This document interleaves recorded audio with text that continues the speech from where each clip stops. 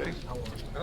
Gotta have our engineer here. Call the meeting of the Township of Parsippany Troy Hills Planning Board to order. It's Monday, July 8th, and it's 7:30 p.m.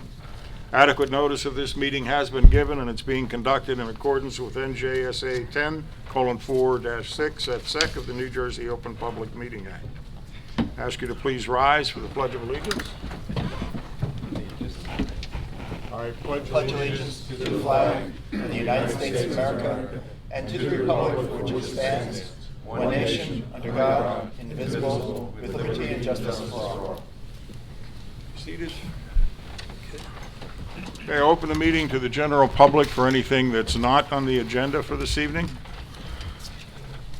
Seeing no one come forward, I'll close the public portion. Please call the roll. Mr. Perelik? Here. Councilman DePiero? Here. Mr. Dinsmore? Here. Mr. Frugeri? Here. Ms. Hernandez? Here. Mr. Mendel? Here. Mr. Mealy? Here. Mr. Patel? Here. Mr. Von Aiken? Here. Chairman Keller? Here. We also have with us our board planner, Ms. Cafate. Here. Our board engineer, Mr. Carlson. Nope. Attorney, Mr. Carlson. Here. And our board engineer, Mr. Here. Angiano. Yeah. Okay, the first item on the agenda is the approval of the minutes. May 6th and May 20th were sent out to you previously. Someone make a motion on those two, please? I'm sorry, Mr. Chairman, I have a note for the minutes on this May 6th. Okay? I'd like to add. One of the notes has to do with the height of the surrounding hill and pole will support additional antennas. I just want to make it clear that those are not for commercial use. Okay, any objection to the correction? Did we discuss that at the time? Yes, we did, that the monopole is not capable of supporting commercial antennas. Well, that should be in the minutes. Oh, that's what I'm suggesting. That's what- I And thought it wasn't. would, I thought it would be, yeah. Yeah. I Okay. thought they had said that they did a study and that it could support additional. No, they said it could not. Yeah, I know, it okay. was Send me just- an email tomorrow as a reminder, please. The height has to do with the surrounding hills, and the pole will be built to support additional antennas. And so that includes the additional, No, the idea was that they would be commercial. Could be. Could be. not with the way that the pole is Not the monopole. currently The monopole configured. cannot hold It would have to be a commercial. larger diameter, and the Right. concrete foundation would have to be larger as well. Right. Right. All right, that was the Just testimony. Send me a reminder email. I will do that, thank you. Should I do that in the future? That would be fine. Okay, thank you. Thanks. Okay then, someone make a motion to approve as corrected. So moved, Dinsmore. There a second? Second, Mandel. Second. Call the roll. Mr. Perelik? Yes. Mr. DePiero? Yes on May 6th, abstain on May 20th. That's correct. Mr. Dinsmore? Yes. Mr. Frugeri? Yes. Ms. Hernandez? Yes. Mr. Mendel for Yes. May 6th? Mr. Mealy? Yes. Mr. Von Aiken? Yes. Chairman Keller? Yes. Okay, the minutes for June 17th were just emailed to you today. Did everyone have a chance to see those yet? I did not. Did not? No, I did not. Tried All to right. read them on my phone, and that doesn't No. work. All right, we'll hold off until the next meeting on approving those then. Okay, the next item on the agenda is Kathy Dennis, 35 Redgate Road, Block 429, Lot 24, application 19:511. This is for the major soil movement permit. The applicant here? Come forward.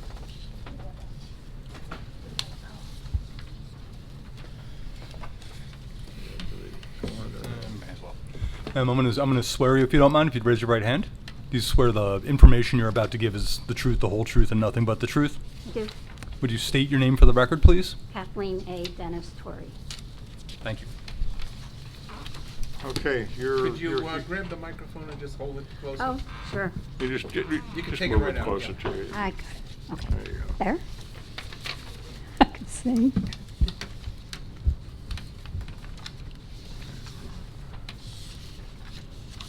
Actually, I think the contractor would be in a better position to answer. I was going to invite you up, Soil Mike. moving- Come on up. Come on. Didn't know we had the contractor here. Sir, would you raise your right hand, please? You swear the testimony you will provide tonight will be the truth, the whole truth, and nothing but the truth? I do. Would you state your name for the record, please? Michael Nardone, representing Active Environmental. Okay, what is it you intend to do, if you could tell us? Okay, if you want me to go like day by day. Move that a little bit. I'm sorry, day by day.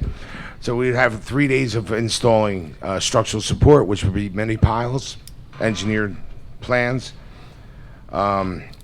Each day we would probably be removing about 8 truckloads, which are about 23 tons per truck. We have a truck route where you would be able to see which way they're leaving here to go on to 80 to Pennsylvania for the disposal facility. And it's going to go back the same way once we reach the probably 700 tons or 750 tons what we're supposed to take out of there. So approximately 8 trucks a day for 3 days? Correct. Okay. And what time of the day would you be doing this? 8 o'clock we would probably start. And finish? 3:30. And how soon would you start? We don't have that until the permits were approved, so we could get that on our schedule. Right. Okay. As soon as that gets approved, then we can notify you and let you know exactly the start date. Okay, you're not planning on October? No, no. You anticipate during August, before school starts, right? Probably towards the end of August, yes. Okay. Does this require governing body? Yes. It does? Okay. All right, so, anyone have any questions for this witness? Yeah, I have a couple. Are you going to be disturbing over 5,000 square feet of the limited disturbance? No. It'll be less. And just exactly, you're raising the house on No, tile? absolutely not. We hold it in place. Excuse me? We hold it in place. And you have to estimate? Those are mini piles. Mini piles are drilled 5 foot into rock. Then they install a bracket to the footing with angled steel, 8x8 angled steel, and it's lagged into the footing. Okay. If you like, I got pictures No, on that's how fine. they're. Just trying to get a feel for it. Yeah, they're not like helical piers where you could do that. It looks like a corkscrew, and they Right. measure it Yeah, down helical in piles. torque. These are drilled solid rock, and then they're also filled with grout. Each 6-inch steel casing is going down to the depth.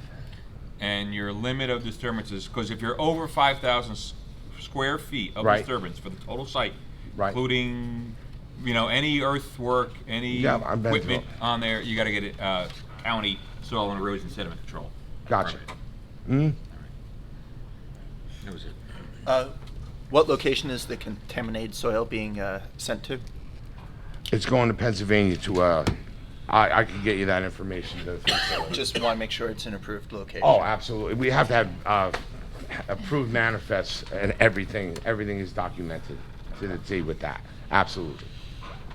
Sometimes each one goes to a different facility. We kind of try to shop it around to see where the best place to bring it is. Okay. Anyone else on the board have any questions? Any members of the public have any questions? Well, I do, Mr. Chairman. Yeah. And with some previous cases, we had some concerns about what time to start, just based on rush hour. I'm not familiar with what main road is it? Does somebody know what main road? Well, maybe you do. 202, Route 202. It right, I put it's half a mile away. Yeah. Okay. So We don't want to cause any problems going through town or anything No, like I know, understand that, I but it's just the traffic on 202, that is bad enough, so that's why sometimes we've asked in the past for sometimes the work not to begin until 9 o'clock to allow the majority of the They're traffic really to not go. going to be on the road, to be honest with you, until about 9 o'clock by the time they get loaded. Because, that's it. Realistically, Okay. by the time they get there and we load the trucks, yeah, it's probably about that time. Well, you wouldn't be going that far on 202, then I assume to 287 to 80. Is that? No. Is that your route? No? Do you know where Bell Road is Yeah. up here? Yeah. Right off of Bell Road. That's how close we are. Oh, okay. Yeah, Mr. Frajari, I'm looking And now. it's on This a is dead-end the street, side, correct? It's a dead-end street. Okay. Yeah. All right. No members of the public have any questions? Anyone have any comments on this application? Would someone make a motion then to recommend to the governing body? Chairman, I move that we recommend to the governing body that they approve a major soil moving permit in application number 19:511. Is there a second? Second, Hernandez. Hernandez, second. Call the roll. Mr. O'Perrolick? Yes. Councilman DePiero? Yes. Mr. Dinsmore? Yes. Mr. Frigieri? Yes. Ms. Hernandez? Yes. Mr. Mandel? Yes. Mr. Mealy? Yes. Mr. Patel? Yes. Mr. Von Aiken? Yes. Chairman Keller? Yes. Good luck. Thank you. Thanks, Mike. You're welcome. This is the first time I ever had to do this. I've been doing this 20-something years. I've taken out 3,000 tons in a Really? neighborhood. Wasn't painful, was it? Yes, We're it accommodating. is. It wasn't painful. Good. No, it's all good. I really appreciate your time. Thank you, guys. Thank Okay. you. Bye. Alrighty then. Master plan consistency Bye-bye. for 15. 15. Do you want me to? A number I love so much I Take this repeated. All right. I'll stay for this. Do you want to take it, or do you want me to? Please do. So, Mr. Chairman, this is a site we're all familiar with and becoming more familiar with every meeting, I think. 1515 Route 10, it's Block 200, Lot 1.2 and 1.03, because if you all recall, 1.03 is the area that the township has agreed to annex from Hanover. So it's basically those two lots. So just a recap of where we are. This dates back a few years. The Township Council first adopted a redevelopment plan for this site back in 2017. At that point, the Planning Board did master plan consistency for that. They came back in 2018. Most of you will recall that, who were on the board then, for a change to the affordable housing provision, and that was also approved. This board found that it was consistent with the master plan, and then the Township Council adopted that. Then they had to come back for the annexation, which was done earlier in late spring, actually, or June, is when they were before you last to do the annexation part. The council adopted the new designation to incorporate that annexed area back in June 25th, so just a week or so ago. Now they are coming back because they need to do a new redevelopment plan. There's a few tweaks that need to be made, and then also to incorporate the new lot into the redevelopment plan. So there's the designation and then there's the plan itself. While they were coming back for the plan, they had a series of small revisions that basically they're getting close to site plan submission, which they expect next month. So as they're getting into the details of that, they're finding that they need to make some tweaks to basically make the development work. And since they're redoing their redevelopment plan anyway, they've grouped those in, and I've been coordinating with them along with Ed Snikas, prior planner, because he's been involved obviously with the affordable housing aspect. So there's a series, it's 8 changes. One of them is kind of a no-brainer. There were previous references to lot 102. Apparently that was not correct. For the past few years, we should have been calling it lot 1.2. So that's one change. Bless you. Another change is just to incorporate the lot 1.03 into everything. There is a change on the minimum dwelling unit size. They would like for them to be smaller. They want to have smaller units overall, and they also are reducing the number of 2-bedroom units. They don't have to have a change for that. I'm just letting you know that. That's one change that they've started to look at, is fewer 2 bedrooms and more 1 bedrooms and studios.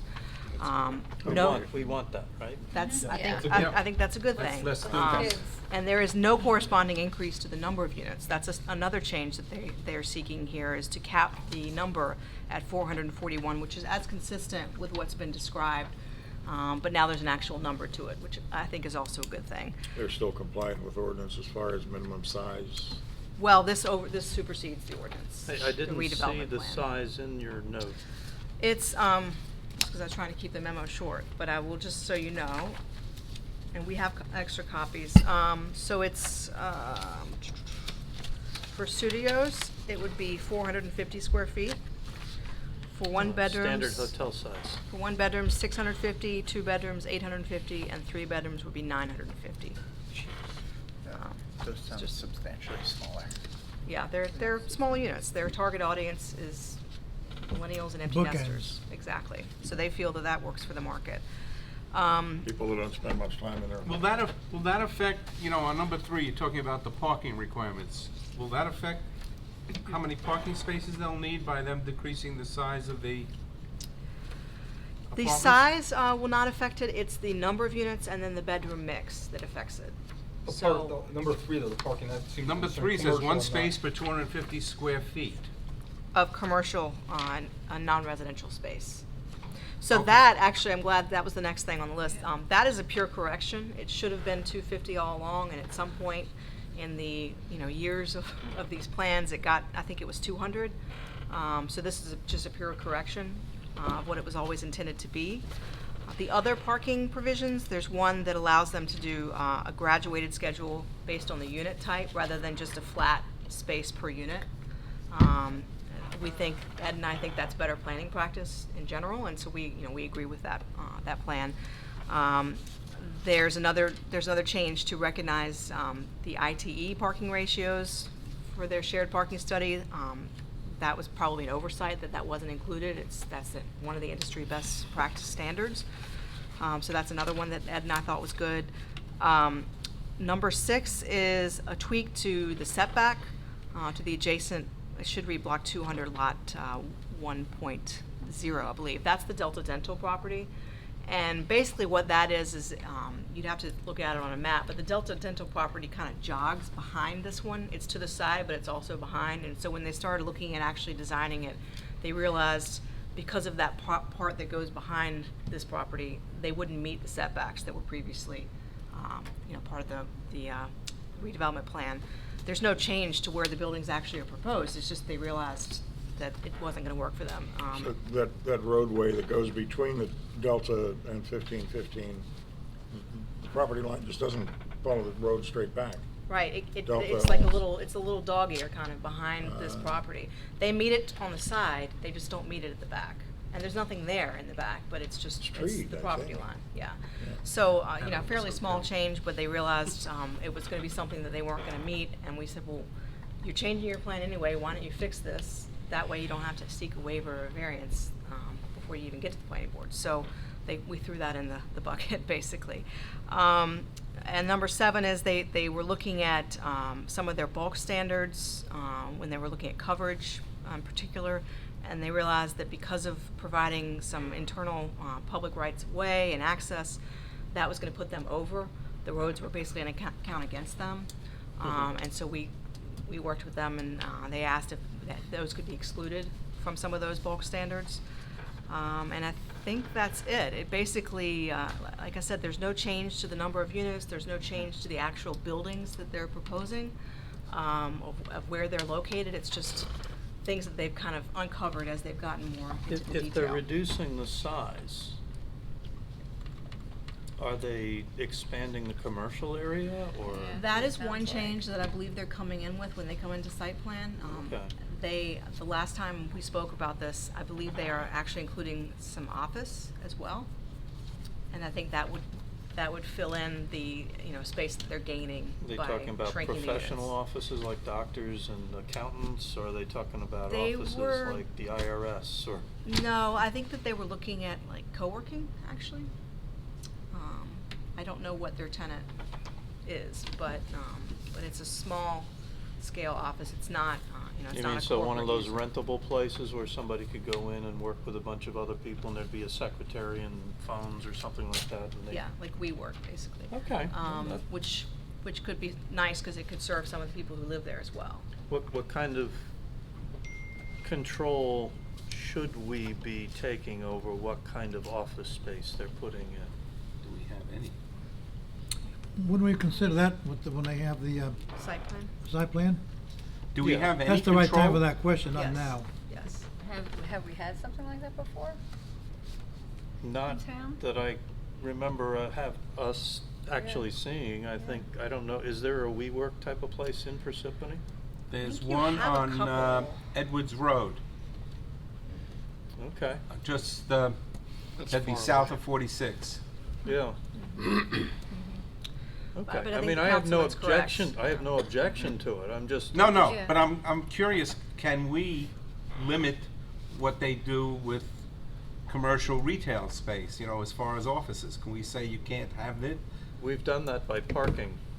Okay, before. well, that's my other question here, is the parking. Mm-hmm. You know, they've reduced the size, they wanna play games, my words, with the parking. Are there gonna be enough spots for the residents?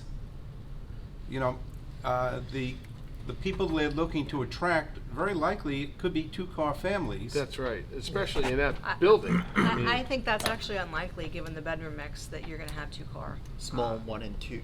You might for the ones that are 3 bedrooms. Efficiencies. No, even for the two. The three bedrooms will be the Those are gonna affordable be the housing. affordable ones, those will Yeah, definitely have. those are Yes. probably not gonna have two cars. But the But two-bedroom, the bookends will have two yeah, cars. the 1 and 2 bedrooms will very likely can have 2 cars. A one-bedroom can have 2 cars. Well, that's what I'm saying, the 1 and 2 very Yeah. likely will have, and that's why Here. I'm curious about the parking and, Well, I think that the parking for the residential is baked in already to the standards that have been already established. I also think that because of the unit sizes, even a 1-bedroom, yes, some of those might be couples, but a lot of them are just gonna be singles. These are small 1-bedrooms. I mean, So- 450 square feet is a generous hotel room, but Yeah. that's all it is. Yeah. Well, isn't the residential parking separate from the other parking anyway? Yeah. They're residential, they were These talking buildings about are a gonna have garage. internal garages, that are gonna be serving the residents. The retail and commercial spaces are gonna be mostly surface parking. okay, so I have a 1-bedroom, so I have an assigned parking space indoors. I do not know if they'll be assigned. That would be on That's the a site site plan. plan issue. Ah, Some places you can rent an assigned place. If you wanna pay extra per month, you'll have a site with your number on it.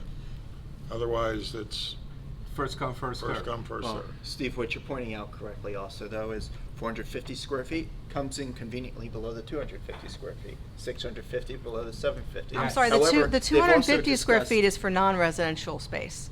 That's for commercial space and. Right, the Oh. residential is controlled by, it's based on the bedroom mix. Oh, you're right, it does say non-residential. Yeah, and I have those numbers. Yeah. But they've also discussed the So graduated that's probably just schedule for parking general based on parking. unit. So the requirements for residential, for studios, it's 1 space per unit. For 1-bedrooms, it's 1.5.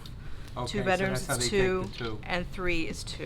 Okay, And that's those how they are- take care of the Those are 2. fairly standard, they're based, I believe, on the ITE. Okay. They're not TOD, transit-oriented ratios, which would be lower. They're sort of suburban. Okay. I think the apartment's over behind Houlihan's. You can Yeah. rent a parking space. It's closer. After to you paid that price, you can rent the parking space, Well, okay. then who cares?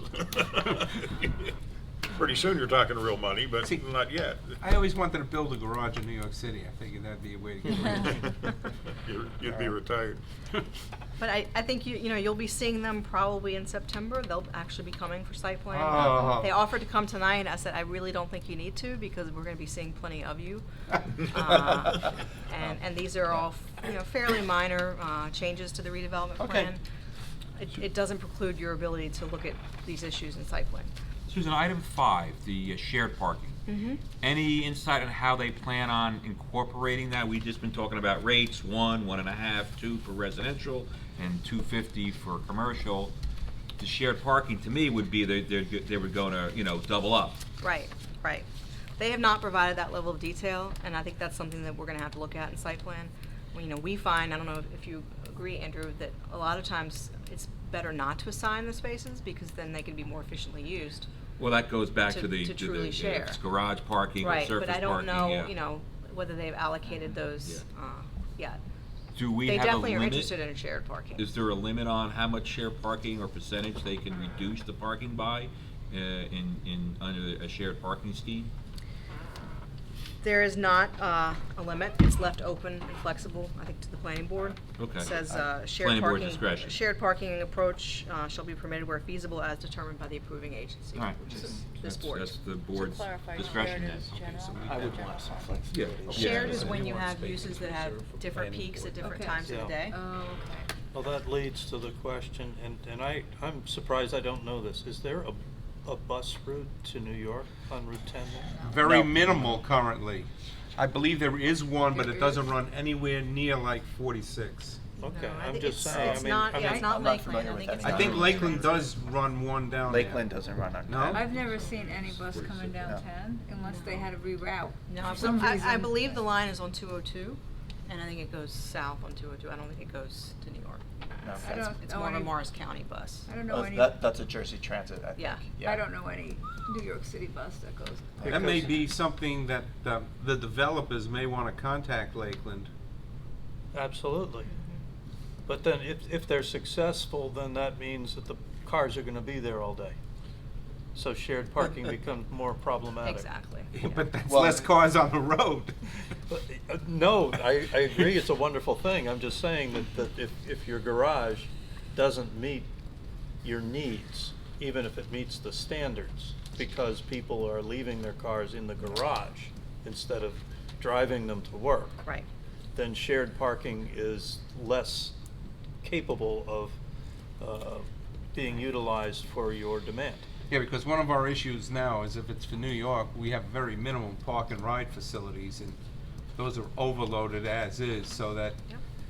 these people, if they wanted to quote park and ride, They're limited unless the developer, funded a shuttle, which I could see them doing. But again, that would mean that they'd be leaving their cars all day. Oh, I'd call Lakeland and say, I've got, 400 people here that, Yeah.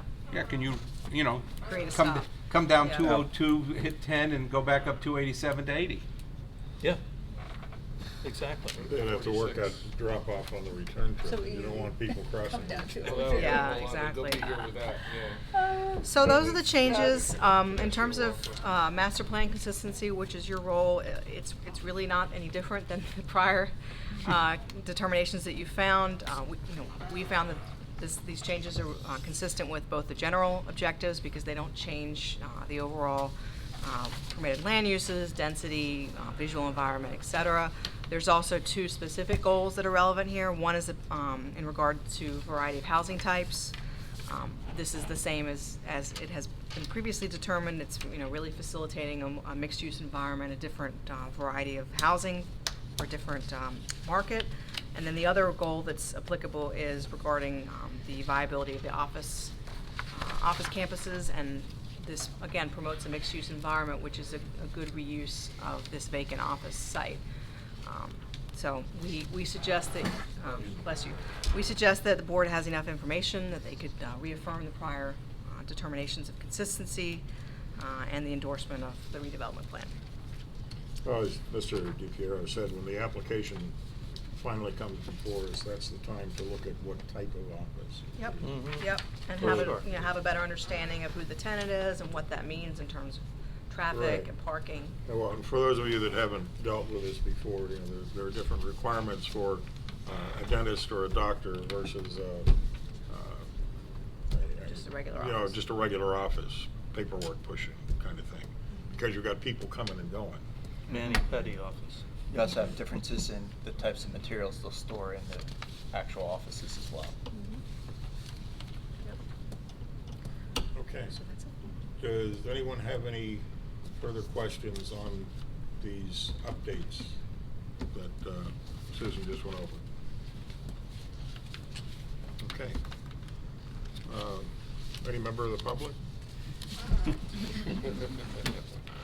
This is your chance, guys.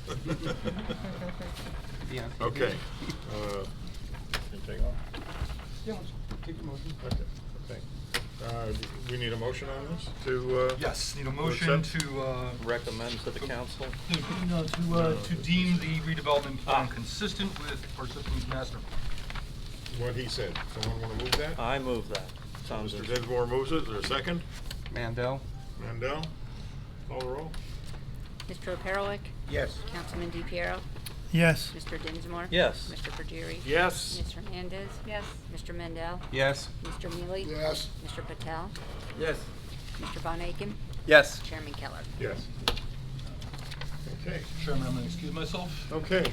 Good luck with Thank that. you. Keep us posted. Will do. Take care. Well, since you you don't have your minions with you, it probably won't take long, right? No, I gave them the night off. Yes. Best good luck. Mainly because this is, the focus tonight's discussion really is the future land use plan, which is mostly me who did a lot of this work. So I figured we could be efficient with our time. We are working on a summary of the public workshop, which was June 10th. I should be able to send that out to you this week. I just haven't done the final review of it yet. I think most of you were there. It was, I think, a good session, a little bit less turnout than the first time. That's pretty typical. A lot of times people show up to the first one just to see what it's all about and don't want to leave their house for the second one. It was also kind of at the end of school, so there might have been some conflicts. But I think we were pretty happy with the people who did come out and the input that we got. So we're trying to digest that. I didn't hear anything sort of drastically different from what we've been talking about, or any major objections to things. The one thing that I think may have somewhat affected the turnout was the time. 6 o'clock was a little early for. Yeah, that was kind of a scheduling issue with the front office and the school. I would have preferred 7 o'clock too. It would have been easier to get here and have dinner beforehand, but this is what it is. So I think we still had a good turnout, and the AC units were interesting as well. But it was freezing, and then it was hot, and it was freezing again. But good session overall. So kind of where we are in the process, we're digesting all of that. We're trying to pull it together into more refined recommendations. We're also continuing to work on the policy statements. And then the land use plan is kind of the next big piece. Just to give you a sense of big picture, we are going to be coming, unfortunately, in August, Ed and I, the second meeting of August. Ed Snikes is going to be presenting the fair share plan and the housing element, which is part of the affordable housing process. Part of that process also required that I am doing a very quick reexamination of the 2014 reexamination, which is not necessarily ideal when you're also doing a new master plan, but it's kind of the quickest way to do it.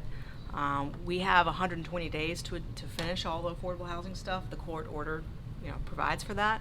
So it was determined this was the best course of action, was just to do a very quick reexamination of the 2014 that only pertains to the affordable housing plan. So that's what we'll be looking at in August.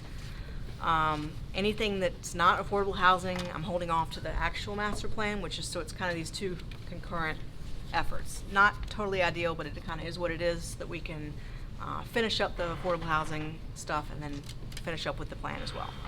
So that'll be later in the summer. But meanwhile, we're still working on the overall plan. So I'm going to go through, and I'm going to leave. You all should have copies.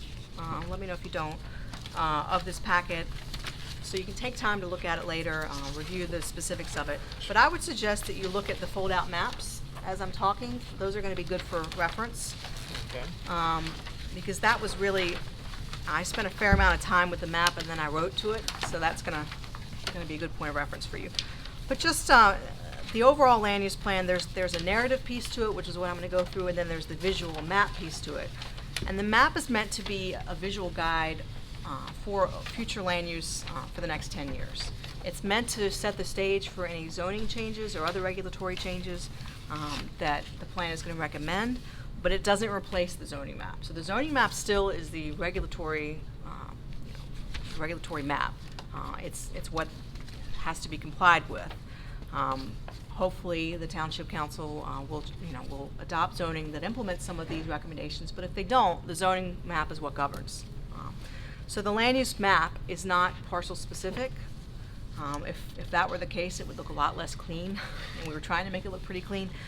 So it doesn't capture every property. So it may be that an area that is shown in a wide swath of residential use might have the occasional commercial use interspersed. This is not meant to kick those people out or to prevent them from operating. It's meant to just show that the overall intent is that area be residential.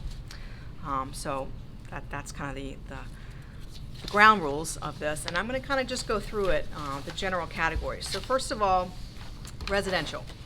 There are 4 different categories here, and they're differentiated by density. which is the same as the 2014 plan. Some of the key differences, the 2014 reexamination report had 5 categories.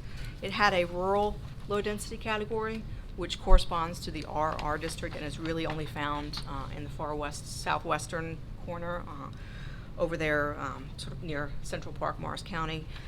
Some of those really sloped areas with very large lots.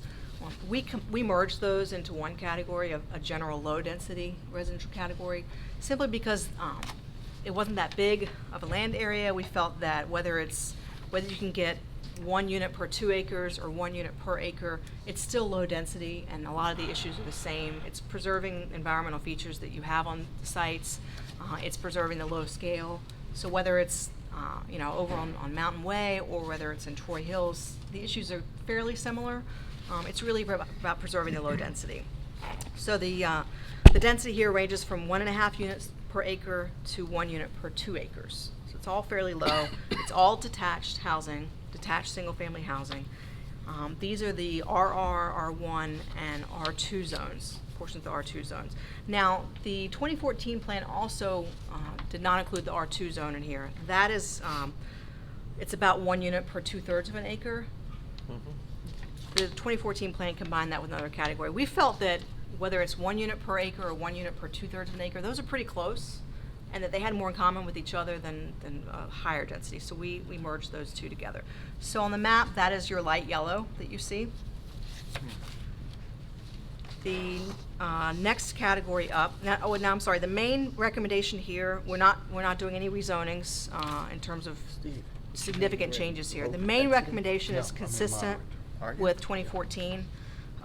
There has been a mixed-use option in the R1M zones that had allowed for some clustered townhomes, and the 2014 plan recommended eliminating that option. We reaffirmed that. So basically, you would only be able to do single-family detached housing in these zones. It's a low-density residential zone. So we sort of seconded that. Earlier this year, the council, as you may remember, implemented one of the recommendations of the 2014 plan and eliminated the mixed-use option from the R2M zone. And so we're suggesting eliminating it from the R1M as well, which is, again, not a new recommendation. So the next category in residential is the light orange, which is moderate density. This is about 3 units to the acre, and it's the R3 district. As well as the portions of the R1M, R2M, and some other zones, including PRD districts, that have been developed already with detached homes. So again, single-family detached, slightly higher density. And if you look at the map, this covers most, I think, of the neighborhoods in Parsippany. It's certainly the most common. And again, this is really. The intent of this is to preserve the existing scale of these neighborhoods. No major changes except removing any potential for mixed-use option in these neighborhoods, which again is not a new recommendation. Actually, I do have a question in the, I've forgotten what they call the Normandy Hills, whatever. You're showing it as low-density residential, and it's almost all built out as R3. I recognize it was R2, and I know that the people who lived there didn't want it changed to R3. Okay. Because they thought that it was to their benefit to make it so that anybody that changed anything on their homes would have to go before the Board of Adjustment or the Planning Board. All right, so the Normandy Hills? Normandy Hills, yeah. Normandy Village. Normandy Village. That's, Yeah. that's off of Smith, right? Yes. Yeah, yeah. My Okay. sister's in that area. So I'd that agree should with be moderate. moderate. Yeah. Okay. I mean, because if you look at the tax map, you'll see almost nobody has a half an acre. Almost everybody's a third of an acre. Okay. Not low. All right. We can make that change. Yeah, the setbacks, front yard setbacks for R3 is different than R2. And that was their primary reason for not wanting that change. Okay. They're willing to go before the Board of Adjustment. They do not want to be rezoned to R3. Okay. But in any case, they should be moderate. Okay. Well, would it, Well, in the process of doing the new master plan, would it be reasonable to make an R3 X or Oh, something no, like no that. more den. No more. We're trying to go the other direction. But, No, I yeah. understand that. No, I strongly streamline. recommend we just leave it alone. Okay. yeah. Okay, so, We had a full council chamber I know. that night. I know. I heard about it. so they're R2 When was now, that, by and the they way? don't want to be R3, is that About correct? 15 years ago, maybe. That's been some time. There's probably been some good turnover in here. It doesn't matter. It doesn't matter. The concern from all of them was the setbacks change. You change, it's zoned R2. Front yard setbacks at whatever the distance is. You change it to R3, they can put a building addition on the front of their house. They don't want that. Not without having to go to Board of Adjustment. No, they don't want that even to be allowed. Don't want to allow variances.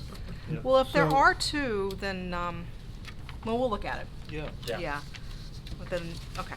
Well, I mean, it's nice to know exactly what we're dealing with. But Yeah. the truth, it's like sticking your eyeballs out the window to see that it's raining and predicting that it's going to be sunny. Yeah, You know. yeah. And it's difficult, because, Quite the metaphor. I mean, the nature of this kind of a map is that you kind of have to make it one size fits all, but one size doesn't fit all, and so there may be tweaks that we have to make. So the next category, and one of the tweaks that we're going to make is to these colors, because when they print, you see that the oranges and the reds look, so Oh, that's not just me? we're I thought aware it of was just that. my colorblindness. So I know No, that. you stuck your eyeballs out the window. Yeah, I know that the medium density residential is very close to one of the business zones, but, so we'll look at that. But medium density residential, is basically the R4 and the portions of some of these other zones, the R1M and the PRD, that have townhomes. So it's either single-family homes on smaller lots or townhomes. So the density is 6 to 10 units per acre. And the neighborhoods here are Lake Parsippany and Lake Hiawatha, plus some townhome developments. And Wouldn't you include Rainbow in that too? The lots there are pretty tight. I think they're not as tight as, Oh, yeah. as some of these others, but They're we should pretty look at small. them. Or Look at even Rainbow. Definitely go up there. They're even more tight. Some Okay. of them have no front yard setback. You Okay. open the front door, you're on the road. That's We will look at that. There's more room than Mount Tabor, but not much. Yeah. Medium density, okay. That's another one we'll look at, thank you. Yeah, I mean, the first step is to look and see how they're zoned, but how they're zoned doesn't always correspond to how they're actually Now built. they're, yeah. So the main changes here, and we talked about this in the master plan process already, is that, these neighborhoods of Lake Parsippany, Lake Hiawatha in particular, are seeing a lot of tear downs. And that's not necessarily a bad thing, but we also want to make sure that the bulk provisions, are appropriate so that you don't have completely out of scale homes. You allow some upgrades and you allow some revitalization, but not to the extent that you might change the neighborhood. So we don't have any firm numbers or anything like that, but it would just raise it as an issue right now. As I had commented upon once before, when you do have high-density housing and you get tear-downs, the thing that changes the neighborhood more than anything else is the height of the facade of the front side of the house. Absolutely. If you can, what I had suggested years ago was that there be some sort of relationship to the allowed height of the building and the frontage. So that if something is 15 feet from the right-of-way, they can't have 35 feet showing Right, up in the right. front.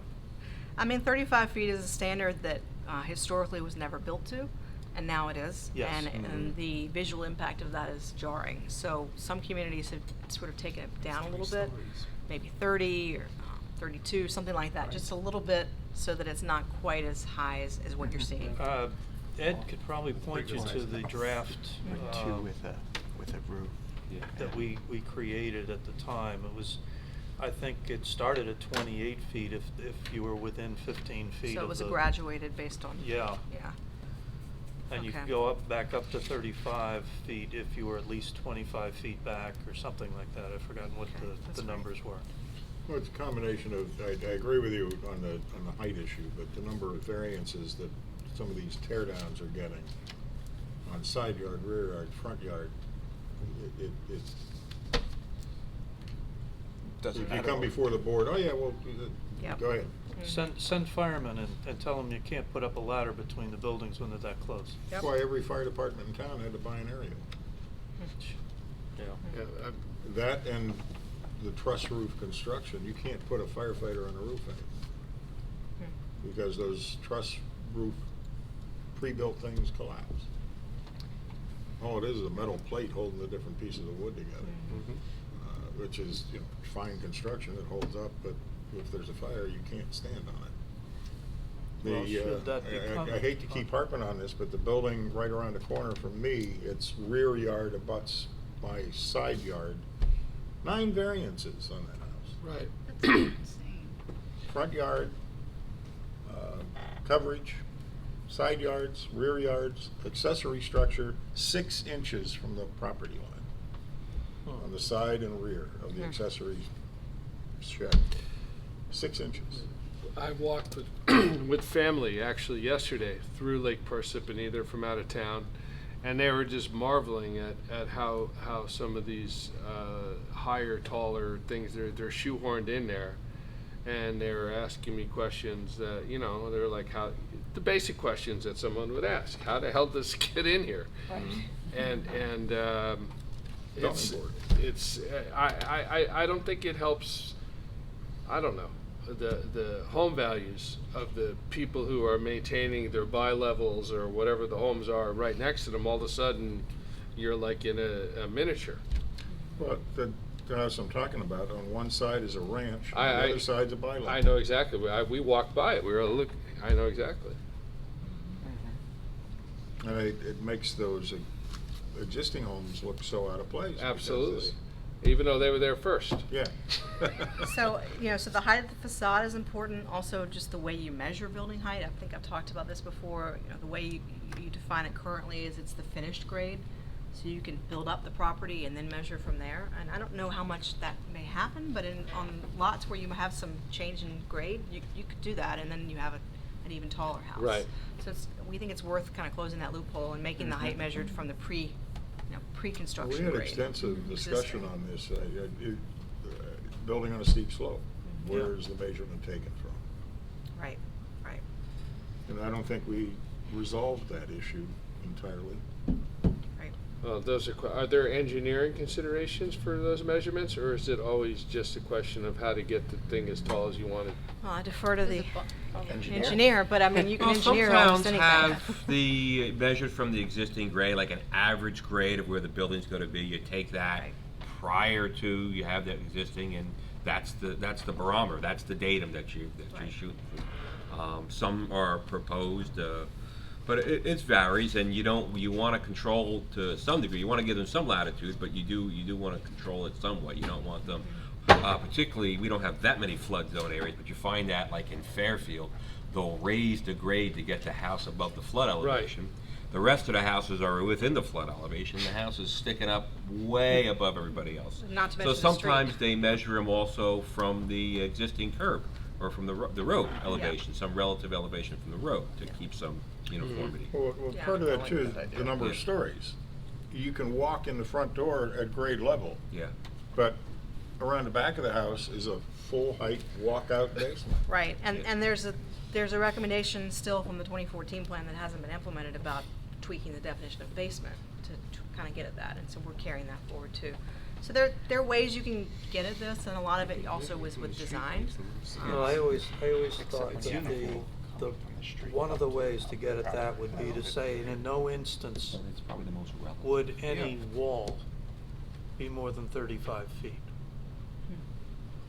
So that from the actual ground line to the gutter could not be more than 35 feet, no matter how the house is built Right. on a slope. Hmm.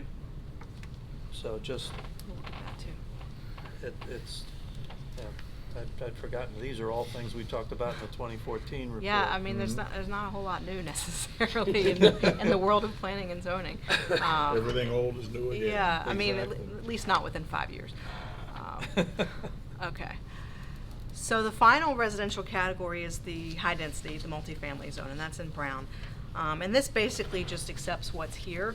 it's your R5, which is your garden apartment district, as well as the handful of, not even handful, but the few multifamily developments that have occurred probably via zoning variance. It just memorializes that at the density, 12 units per acre that is allowed in the R5. There are no new multifamily zones proposed or envisioned in particular in this master plan, and in fact, we're suggesting a statement that this plan expressly discourages the development of multifamily housing in land use categories that are shown as single-family residential. Okay, so there hasn't been any discussion, as it were, in the COA grouping about forcing multifamily homes into towns that have nothing but single-family residential. You'll see it when Ed presents the housing plan. I think you've seen it a little bit in the drafts that have been presented. All of the COA sites are none of them are in single-family neighborhoods that I can recall. They're in office zones, business zones. It's sort of adaptive reuse of development that's already there. There are some overlay zones that are proposed, but again, those are in sort of mixed use or business areas. Because I know don't that believe we have any that are in single-family neighborhoods. in California and Oregon, they're effectively mandating that there be multifamily zones. Yes. In everywhere. fact, I think it was Milwaukee just eliminated single-family zoning.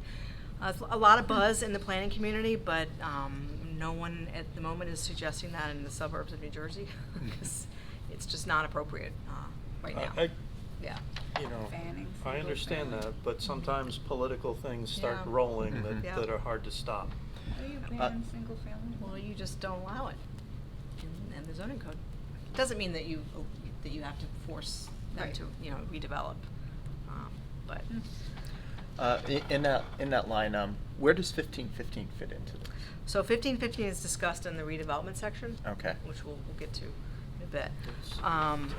there. Any other questions on Well, mostly, residential? what about future properties that might resemble that? How would that fit into this? That is in the business zones. Okay.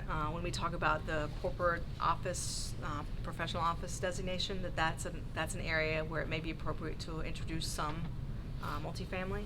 Okay. So whereas we're not suggesting any new multifamily zones, there may be opportunities to introduce the use as is appropriate in some business zones. Mm-hmm. Would it make sense at some point to convert some of our existing multifamily into those types of zones? Well, they should already, unless they were a use variance. Well, if, for example, some of our garden apartments were to permit some sort of commercial facilities, retail facilities in some point in the future. I think I'd rather see maybe an upgrade of the garden apartments to some better housing. Oh, sure. And not necessarily mixed use. Could it entice them if they were allowed to include mixed use? That's interesting. I Possibly. think I have seen no interest in any of the owners. Yeah. this to move might that- include to something move like that Matt direction. Kelly, where they were talking about repurposing some of the Mhm. office buildings. Yeah, Maybe move it that way. existing owners Office- don't have any interest in Office it. to residential, but not the other way. The trick on the garden apartments is that they often are near sort of neighborhood business zones that you want to support. And I'd be a little bit worried if you introduced, even if it's convenience retail, like the dry cleaner Mhm. that is meant to serve the residents of that building, you might be siphoning some of the customer base away from your existing business areas that you want to try to support. And honestly, I can't think of, I'd have to do some research, I can't think of examples Mhm. where I've seen a garden apartment type development where I've seen mixed use introduced. I've seen it more in an existing office environment or an Yeah. existing apartment building. I'm thinking more in terms of if there were developers who were interested in taking over those garden apartments Mhm. and redeveloping the space. There's plenty of retail space available in town. though. Yeah. I think it would be, Mhm. I have no idea for sure, but I Mhm. think it would be expensive to convert residential apartments to I professional would think or we office would or let them come to us retail. and propose that. Yeah. Okay. I think that would, Yeah. they'd price themselves out. Plus, reducing the housing stock hurts us. Yeah, it's not a good idea. I mean, it would probably be a site-by-site basis. I can't speak for a Mhm. developer, but I would think an assured residential rent every month is probably a better deal for them than a speculative retail tenant that may or may Okay. not survive. I mean, you know, we've been thinking a lot and talking internally about, you know, how do we incentivize some of those garden department owners to upgrade? And, you know, we think allowing maybe an additional story, some slightly higher density may be a good incentive, but it really is gonna have to vary, and some of them aren't even interested in that. I Yeah. mean, they're getting regular payments every month. Yeah, I'm So just looking they're not for. gonna rock the boat. I'm just looking for a way that we can add some flexibility to it that will allow for any kind of dynamic to We come could into write play. it sort of generally, you know, like, because we have it right now, looking at ways to incentivize Yeah. revitalization of those complexes. You know, one additional story maybe, or some flexibility uses. We don't have to solve it now, and then maybe they come to you Yeah. if they've got an idea that could work on one site. Well, and you could entertain that. Yeah. Even with 1515, I think there's a consideration to be made that if they have trouble filling the residential space, or if they have trouble filling the professional spaces, could they flip-flop back and forth to accommodate what the market dictates? Well, it'll be interesting to hear from them when they come in as to how they've looked at because they have I believe they have a retail consultant who's on their team who's looking at the tenant mix. Yeah. So that'll be some good insight. Yeah. Well, 1515 is 441 apartments, it's multi-story. Sure. Probably only the lowest level would be conducive to. Or potentially what you're 2 talking stories. about. Yeah. Or 3. I'm just suggesting that flexibility allows that if things change or dynamics change over 10 years or 20 years, that our our plans account for that.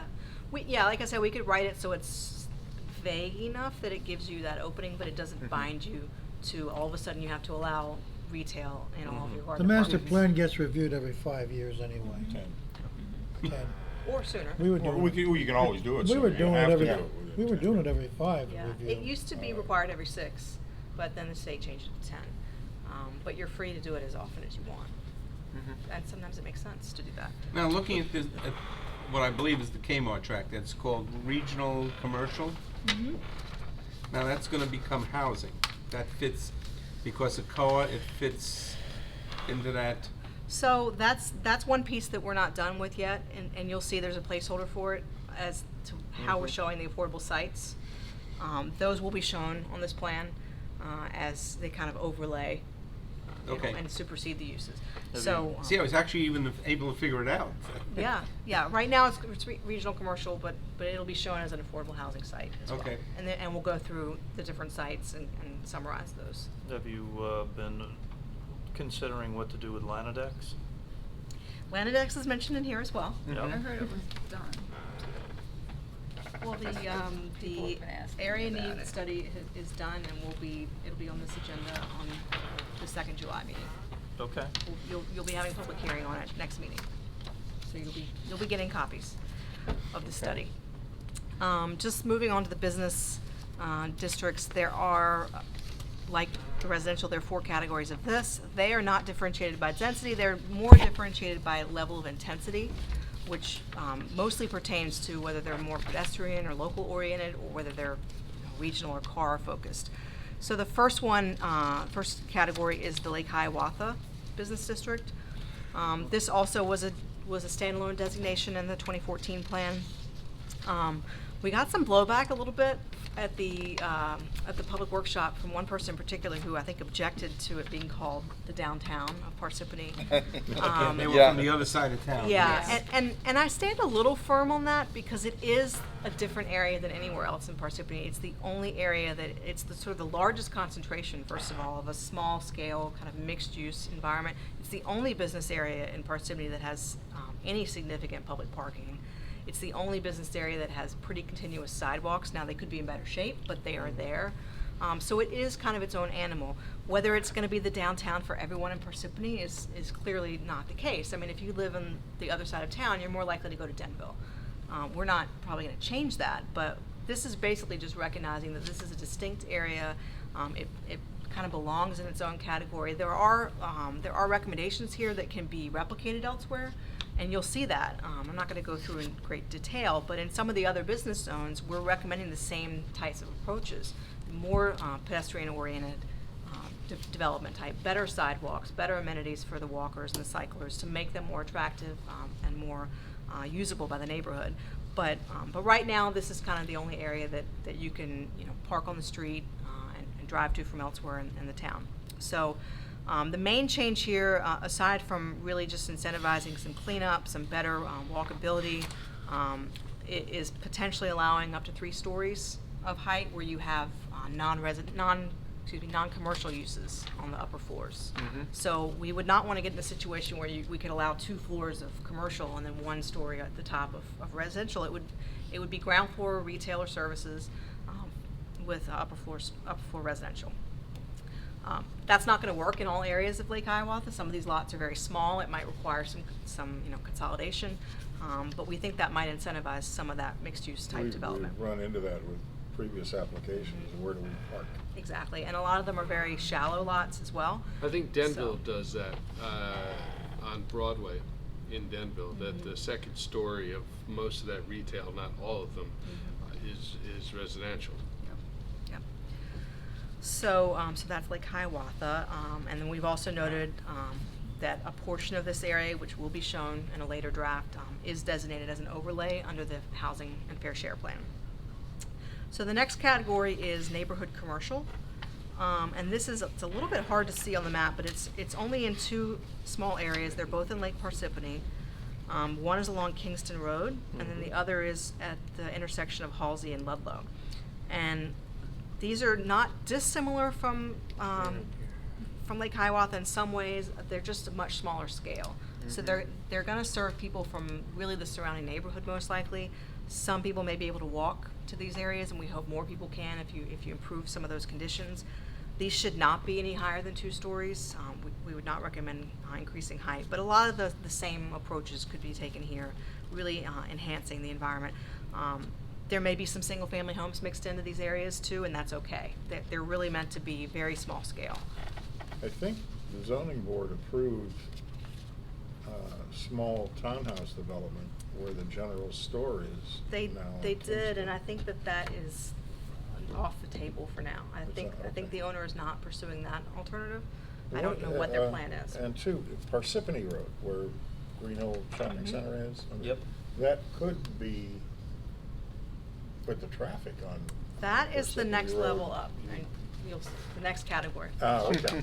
So, Jumping ahead, it's all right. So the next one is the local business corridor, and the biggest area of that is Parsippany Road. The difference here is that these areas may also serve the immediate neighborhood, but they're also more likely to serve people who are driving along those major roads. They tend to have more on-site parking, like the Green Hill Shopping Center.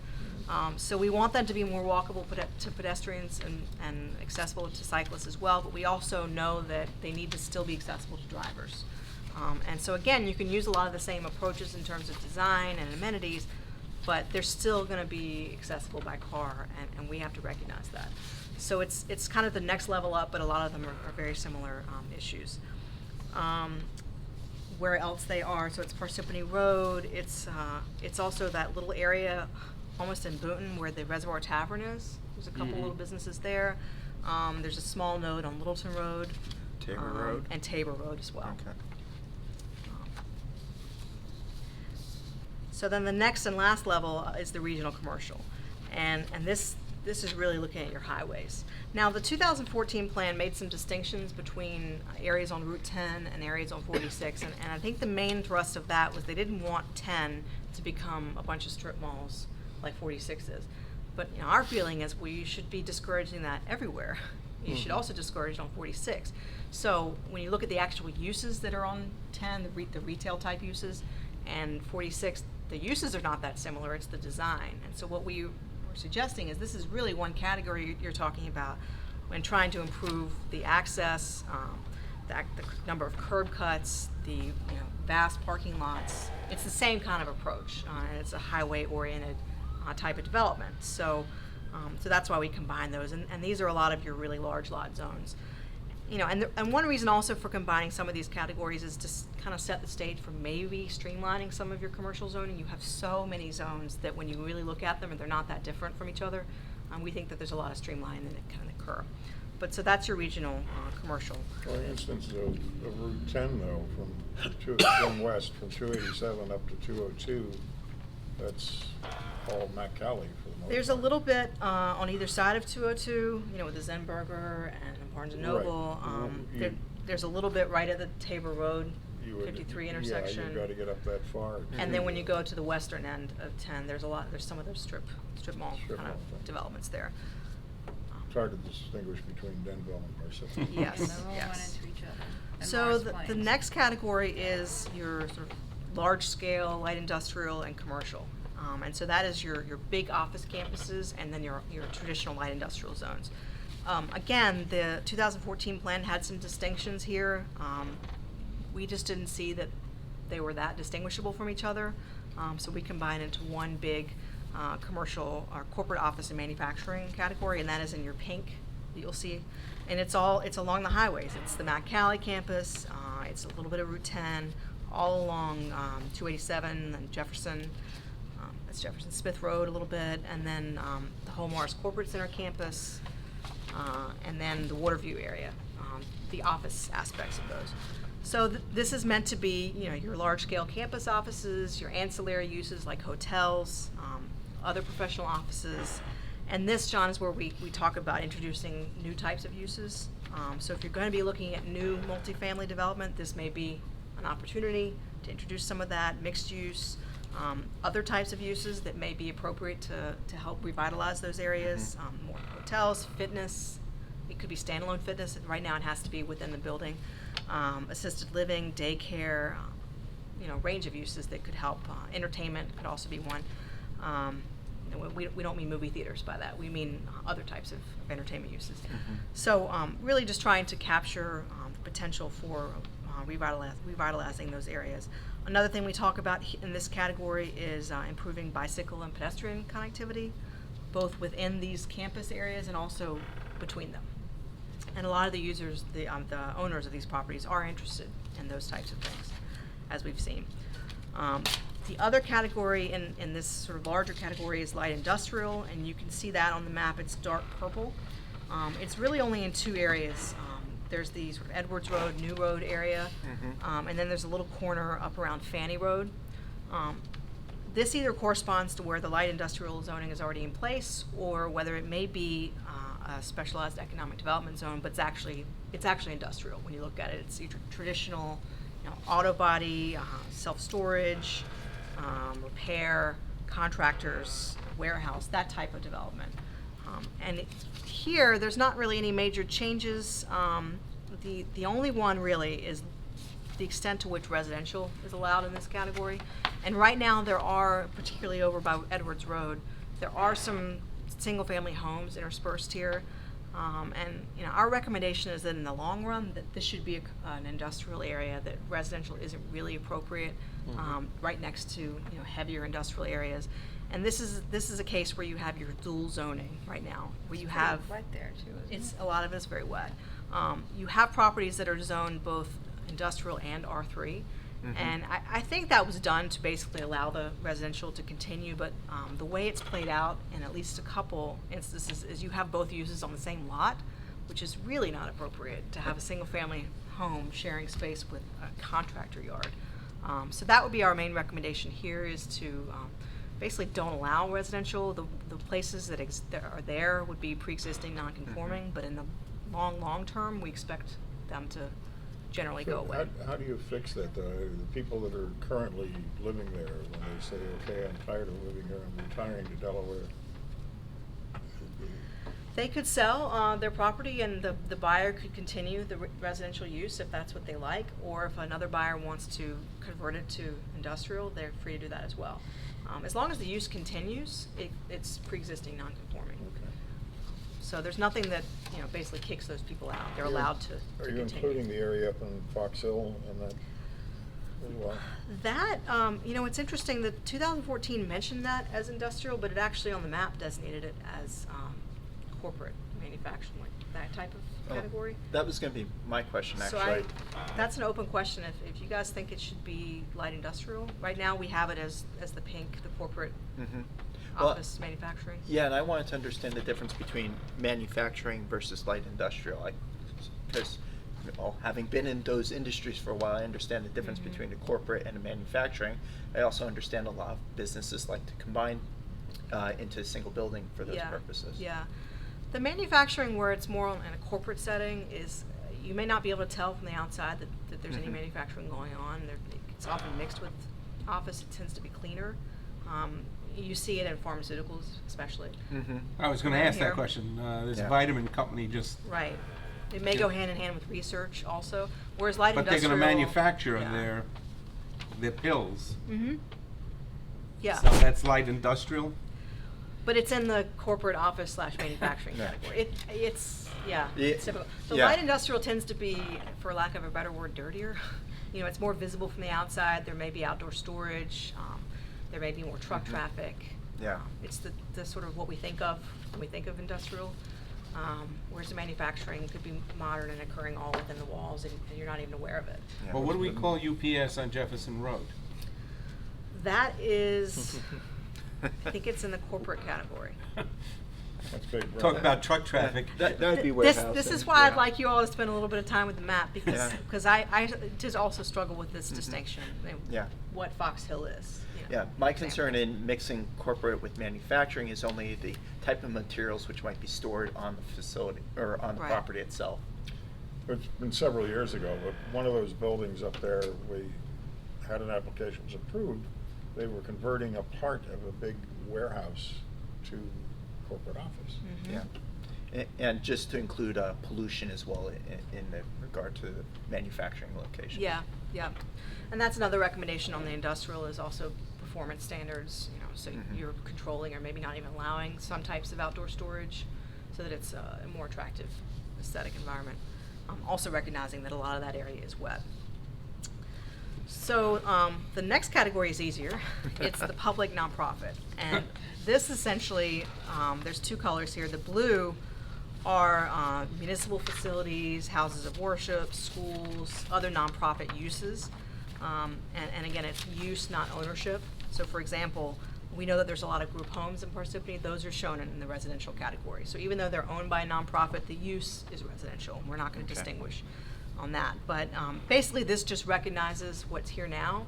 And you'll see in the narrative, it's not meant to preclude a nonprofit from having a use that's not shown on this plan, and nor is it meant to bind the property to a nonprofit use. So for example, if a church or a school were to close, then clearly that use would change. Most likely it would become the surrounding land use, which is typically residential. So it would need to be consistent with the surrounding area. The green is open space, whether it's public or private. We looked a lot at the ownership here. So there's some vacant areas in Parsippany, but if they were zoned for residential, they're not in this open space category.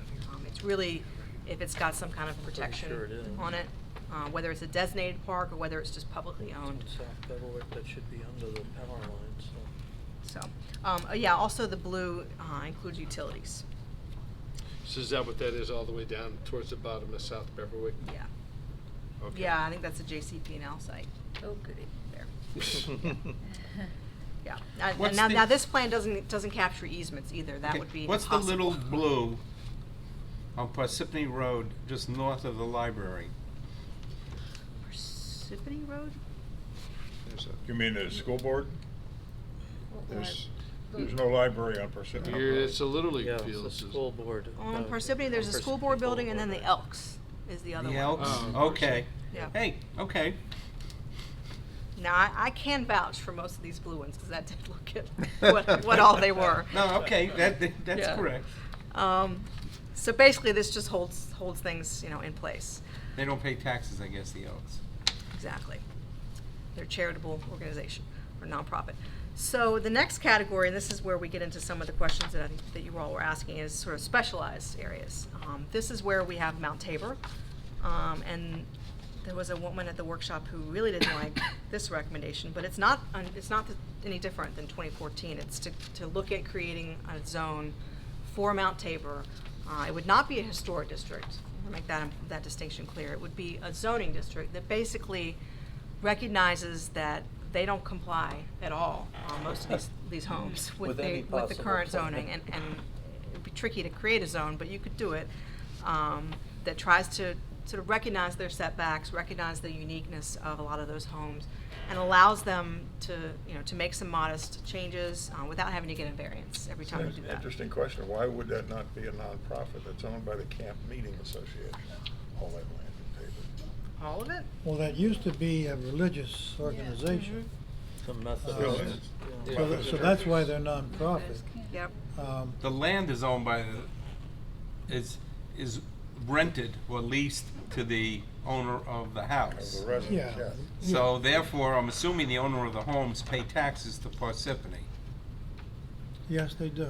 Based on the And- value of the. And that's another case where it's not necessarily about the ownership but the use. So just like a group home may be owned by a nonprofit, but the use is residential, here, whether it's rental or, you know, owned, the use is residential for most of Mount Tabor. Now, obviously, there's the post office, there's the library, which I think is shown in blue. There's a school. The The school is in Tabernacle. blue. So this just tries to capture that area and create a specialized zone, which the state allows you to do, and you could supersede the residential site improvement standards on that. So that's really a carryover in large part from the 2014 plan. Then we get into the existing redevelopment areas, and these are shown in black outline on this land use plan, but if you flip to the next map, you can see them a little bit more clearly. So here you have your 4 existing. There's 1515.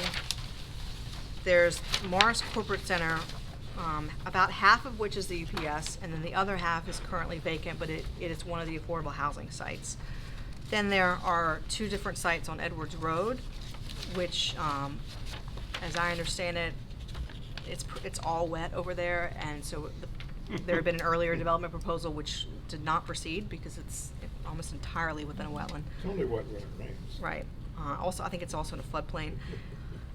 Then there's one on the eastern end of Route 46 that was designated. Those are existing. So just to go through, on Edwards Road, we're suggesting that the township look at, you know, taking that redevelopment designation off. A redevelopment plan was never prepared, and like I said, as we understand it, the development potential here is almost nil. So that's something that you'd want to look into legal options on that. But Is that something that in the end, we wouldn't like to find a way of getting that merged with the Troy Meadows people, even though it's on the other side of a highway? I think that's, They'd love it. it's probably a good use for a property that you can't really build on.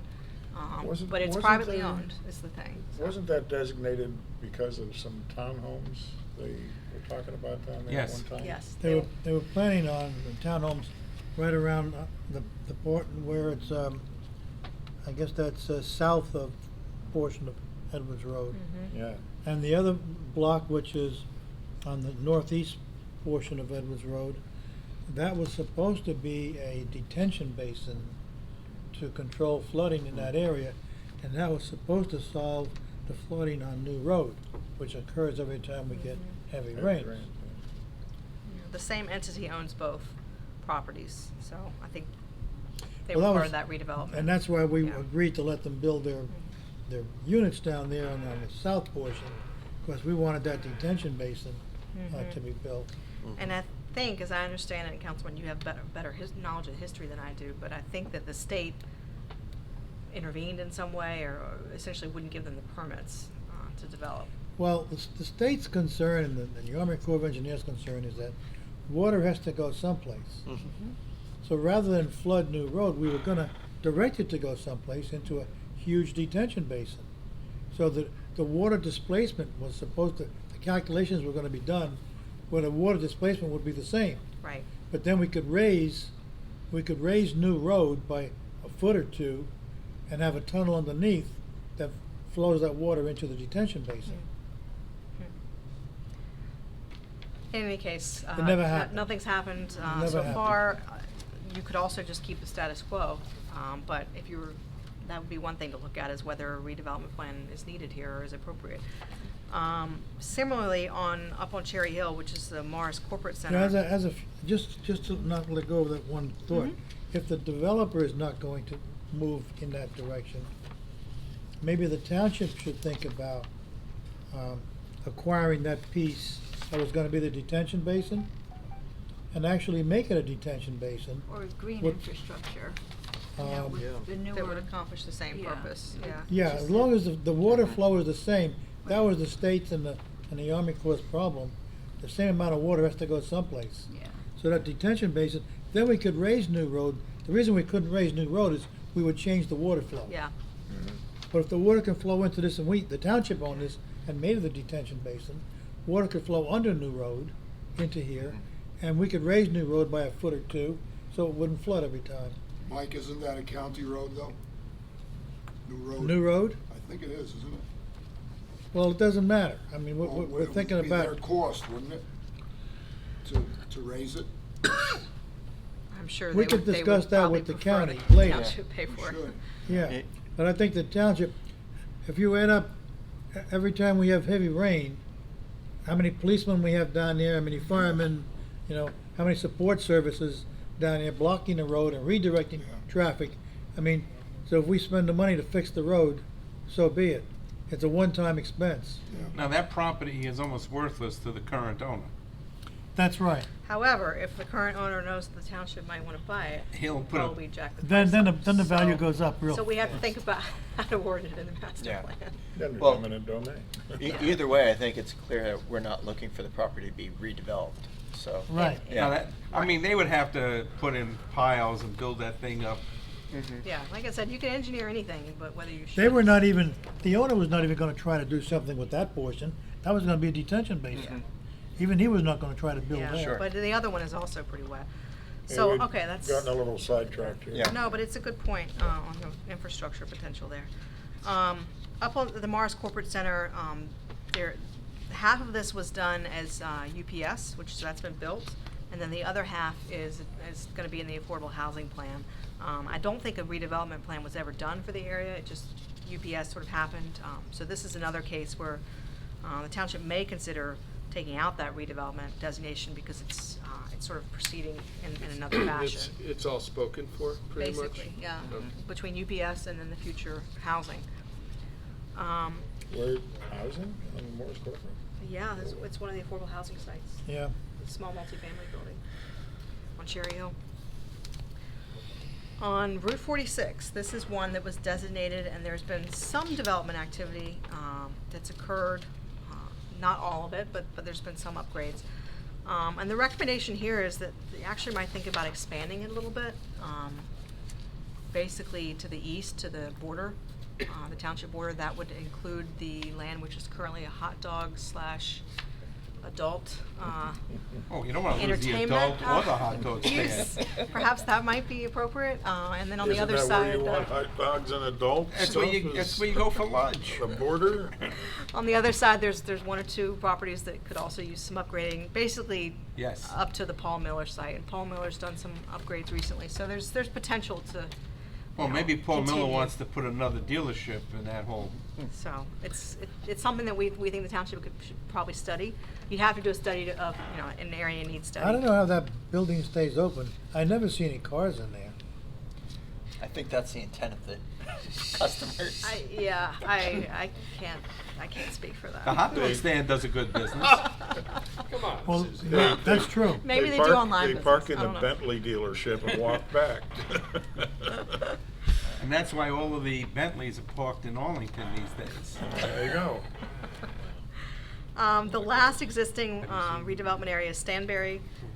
Basically, it's just written to acknowledge that this has been designated and they're anticipating coming in for site plan review. So it's expected that it will develop under the provisions of the redevelopment plan. 1515 for those of you not familiar with Stanford. Yes, 1550, sorry. In terms of potential new redevelopment or rehabilitation areas, there's Lanadex, which is currently being studied by the board, and as I said, you'll see it next meeting. The outcome of that ultimately will be based on your recommendation to the governing body, and then whatever the governing body chooses to do with that. But as of now, it's being studied, and it is also being included in the affordable housing plan as a future unmet need site. So not an imminent development of affordable housing, but a way for the township to possibly meet its Before we future. can really figure out what to do with that, we're gonna need a traffic plan. Yeah. That could be a truly horrific traffic problem if it were The- something other than residential. The owner has a traffic planner, and they've got plans Oh, good. that they're eager to share if the township is interested in Oh, good. in redeveloping it. I know once upon a time, they actually thought they had permission to put an exit right onto 287 southbound. That is not being No. discussed. I don't think that would get DOT approval in any way. You'd have to cross over Ridgedale. Maybe they could back into the ramp. It would be challenging, to say the least. You're including the Kmart in the 46 corridor. No. I think this is 5 on the. That's number 6. Yeah, so the two areas that we're showing as potential redevelopment sites, the one in the pink, so there's Lanadex, which is number 5, and then beige. Oh, I'm sorry, just me. Mauve. Yep. So, the last one, number 6, is this south of Route 46, the south side. South side. Basically Where between the Pep Boys is, yeah, the between Starbucks, the Also hotel, Pep the. Boys and the between hotel, Troy Road and hotel. Baldwin Road. It's about 4 or 5 properties. It's the strip center that appears to be almost entirely vacant. Yeah, what's with that? Has never been JC's occupied. Italian Bakery. Then there's another strip missed center that. which has some occupancy but also some vacancies. It's in not great aesthetic condition. Then there's the Budget Inn. You're talking about the 3-story or the 2-story It's Aria. 2-story. Yeah, area. Aria Village. Yeah. I think the second story might be a dance studio, but I'm not totally clear. The ground second- floor. There's The second parking story was there, the so first part of I that was building that thinking was that occupied. people may be living there. Hmm. I leave that to whatever Code enforcement, maybe. inspectors, but I do not know. I understand that it's been vacant for some time, may Oh, never yes. have been occupied since it's been built. Mary? Yeah. Because I used to see, on weekends, I used to see massive quantities of parents dropping off Well, their, there was a primarily dance their studio. daughters. Dance. There is a And dance. that's why I kids think it might be on the activity. second floor, perhaps. You know, But the business floor, the main floor is, it's never It's been. empty. the windows, you still look inside, there's nothing Yeah. there. Nothing there. There's people parked there. I think it might be the dance studio and also maybe people riding the bus, perhaps. The next one has a lot of vacancies. Then there's the Budget Inn, which is definitely an underutilized site. Has some I potential. think redevelopment well, is the it right word for depends. that. Yep. Now, Pep Boys and Starbucks are they're okay. Mhm. I don't know what Pep Boys is doing on a national level, but Starbucks obviously is new and is jumping. But you can include properties within a potential redevelopment area that you don't necessarily want to change, but you're including them for the sort of cohesiveness of the whole area. In particular, here you could get sidewalks perhaps along the whole stretch. I go to the Starbucks a lot. It's dinner time, dinner on planning board nights a lot, and I always see people walking or trying to Does walk. this Oh, not, really? in- Yeah. Oh, Yeah. And there's residential right behind it as well, Exactly. so sidewalks. And there's the would- park and ride, which you could Oh, walk yeah. to. Now, that could be another potential outcome of a redevelopment study, is maybe you could get some additional park and ride capacity as part of that. A huge redevelopment. vacant spot. That's a for great years thought. next to the Budget Inn. Yep. is that And property some- big enough for a mid-scale hotel? Probably. Yeah. Some of those properties go all the way through as well to Troy Road in the Mhm. back. Yeah. Not all of them, but a lot of them do. So, this was just an area that we thought showed some real potential, and it may be one of those cases where redevelopment makes sense because it's not likely to happen kind of on its own. does that Again, include that temple that was approved? No. No, No. okay. It doesn't include the temple. It doesn't include any of the residential properties that back up to it. They've Yeah, stopped temple's working a on the little- temple. Yeah. Yeah. So, that's it for redevelopment. Then there's a placeholder for the affordable housing. And then the last piece of this is a series of potential zoning changes, either text changes or changes to the map. I think most of these we've already talked about, either previously in the master plan process or tonight. So I'm not gonna go through every single one. A lot of them are carried over from the 2014 plan, or we've incorporated old recommendations and expanded on them. So there's a series that are township wide, and then there's looking at the residential districts, looking at the business districts, and so on and so forth. So I don't wanna spend any more time, but if there are any questions, let me know and take some time to review this. I would say take a couple weeks. We can talk about it the next meeting. We just really wanted to give you this kind of first crack and give you some time to think about it. Is there any way, I don't mean to make extra work for you guys, but is there a way to get a presentation, a sense of where, like, all the potential sidewalk and pedestrian improvements, to get a feel for the whole package? Yeah, we Wasn't have, that in the package? yeah, we have a map. I think it might have been in what we previously, we definitely have a map that shows where they currently are, and we show where some of the high priority areas are as well. So it's in one of those Yeah, maps, yeah, okay. because that's a huge issue that And we keep. all of that would be in what we tried to do. Nothing would be left out unless Yeah, there's some- this is one piece of the master plan. It's probably gonna be one of the final chapters. The other pieces you've kind of been seeing. Right. You haven't seen all in one place, and that's kind of our next big step, is to start to put it all together. But this was the last major piece of work that we hadn't done yet. So, Very good. that's it. Thank you. Any questions? And I'll send this around electronically too. I can even send the Word version, so if you wanna comment directly into that, That'd be do great. that. Mike, is there any way that we could kind of give the Board of Adjustment a little bit more indication of what the planning board wants done with the zoning? Because they seem to be ignoring some of the zoning. We are trying to set up a meeting still. Yeah, we need a dialogue. With the zoning board? We need a dialogue with the zoning board. Because the zoning board is a creature of the council. True. And But once we appoint them, they're an autonomous body. I understand that. And we can't discuss anything before then, the council cannot discuss. Understood. I'm just But a trying- dialogue between the planning board and the Board of Adjustment would be a positive thing. Yeah.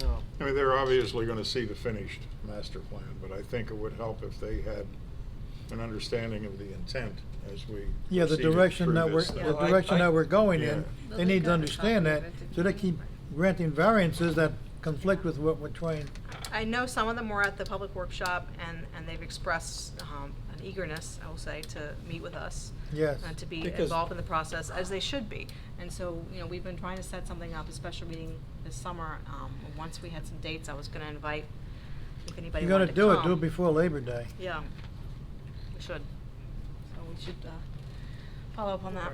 Because I Scheduling really is going to be a think challenge, but. some of the things like suggesting that whenever multifamily housing is considered, that COA has to be considered in that process. Oh, that is going to be one of the changes. It is? Okay. That's one of the ordinances that the township has to adopt. Yeah, In the okay. 120 days, is a sort of a blanket provision that if there's a zone change or a variance granted for multifamily, a portion of it has to include affordable housing. Okay. Well, if we get into any discussions on building height and that sort of thing too, I think they need to know what the intention of the planning board was, and we put it in the plan. I mean, that going back to our discussion from a while ago tonight, that's people are so annoyed by that, by these big, I mean, they're literally twice as big as somebody who's taking good care of their property. It's well maintained, it's a beautiful home, and all of a sudden it's dwarfed, and there's a shadow cast on it. Tell me where in Lake Parsippany does a 4,000 square foot house with a 3-car garage fit? But there's one there, just 3 blocks from my house. Well, I have a question. To do that, they need a variance, They got correct? variances, yeah. And the neighbors were all notified, correct? Yeah. Did the neighbors go? I don't have any idea. I wasn't noticed That's what I because would. it's too Yeah, it was far away beyond from your me. range. Yeah. I'd be curious if the neighbors even bothered to show up and voice their objections. And then all of a sudden, assuming they didn't go, wake up one day and find out that they've got There's one the right now mansion. on Elmwood. It's the same thing. It's taking them a long time to finish it for whatever reason, but it's twice the size of either house on either side.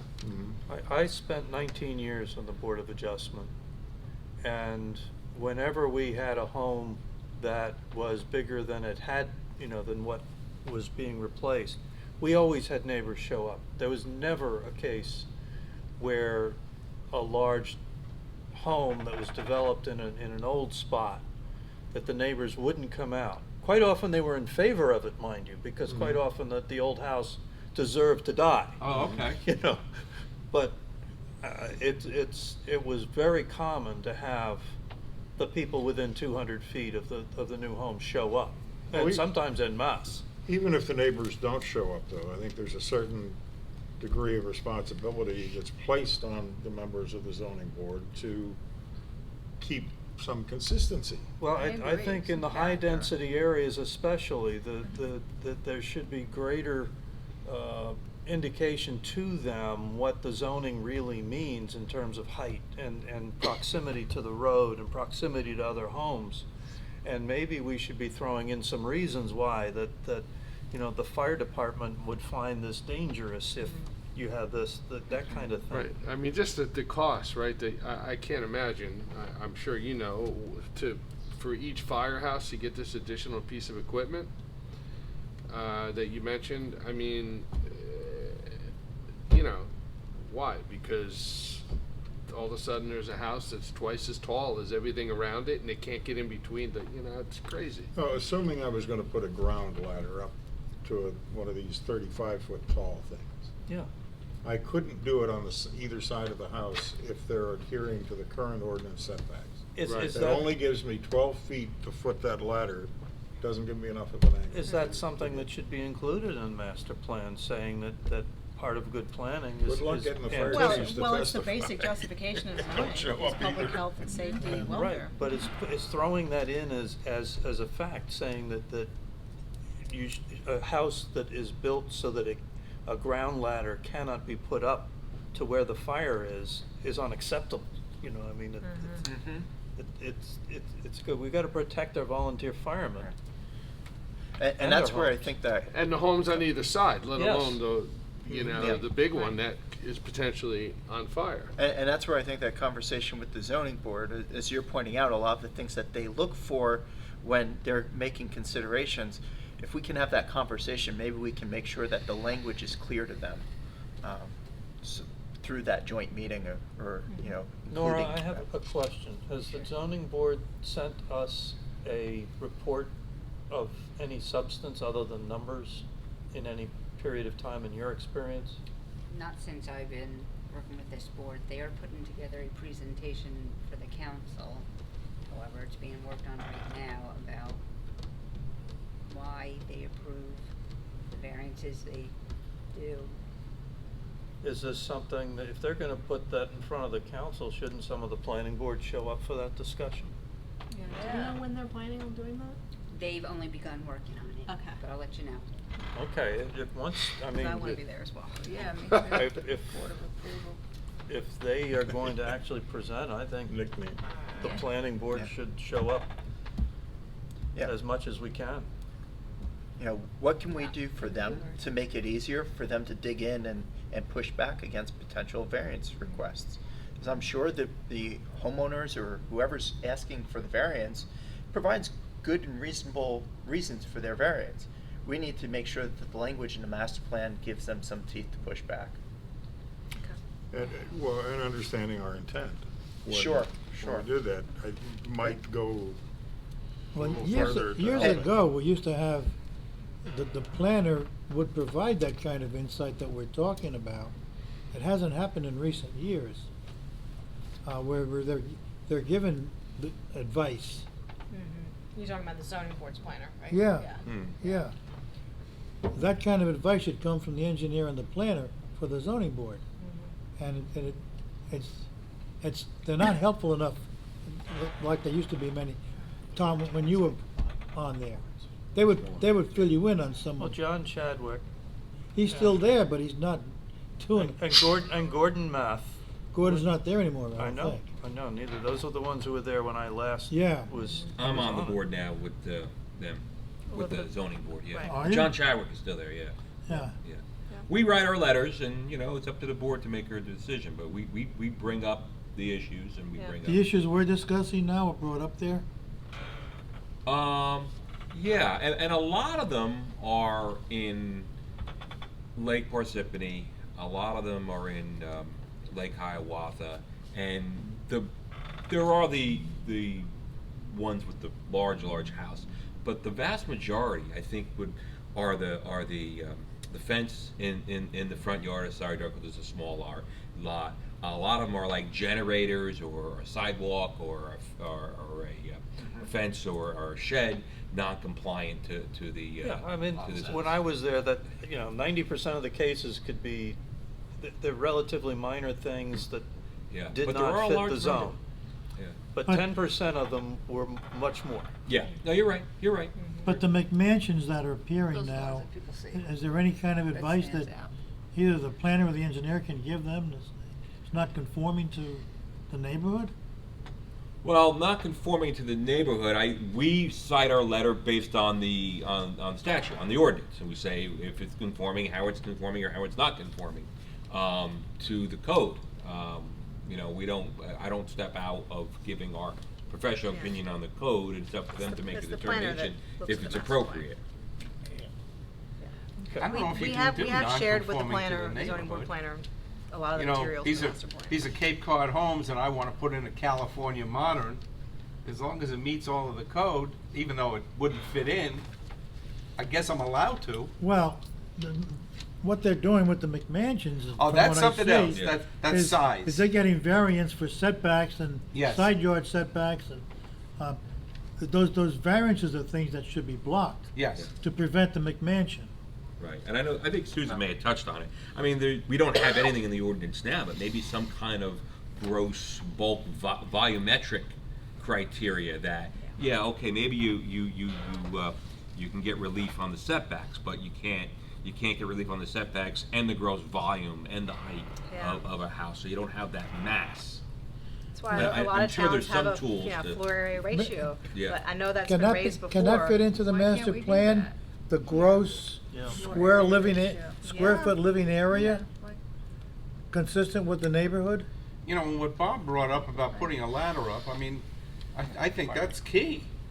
I mean, that's just safety. that's- Forget that's about it. Yeah, McMansion or that's anything else. Right, because, exactly. So a lot of towns have floor area. Yeah, a lot of towns control, So why don't we- floor area. Well, as I understand, it's been suggested in the past, and there was never great interest. I know developers don't like it, because if you need a variance from FAR, it goes to the zoning board rather than the planning board. So traditionally, in most towns, you don't wanna go to the zoning board, you wanna go to the planning board.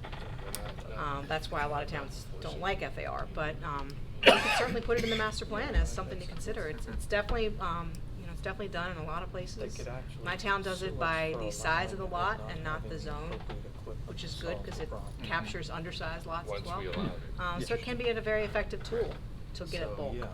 Can you help us out with maybe the pros and cons of including FAR? It seems a lot of the concerns also relate to the ability to deal with the fire concerns. Yep. Is there some way we can make sure that a letter is presented from the fire company to discuss the properties that are being proposed?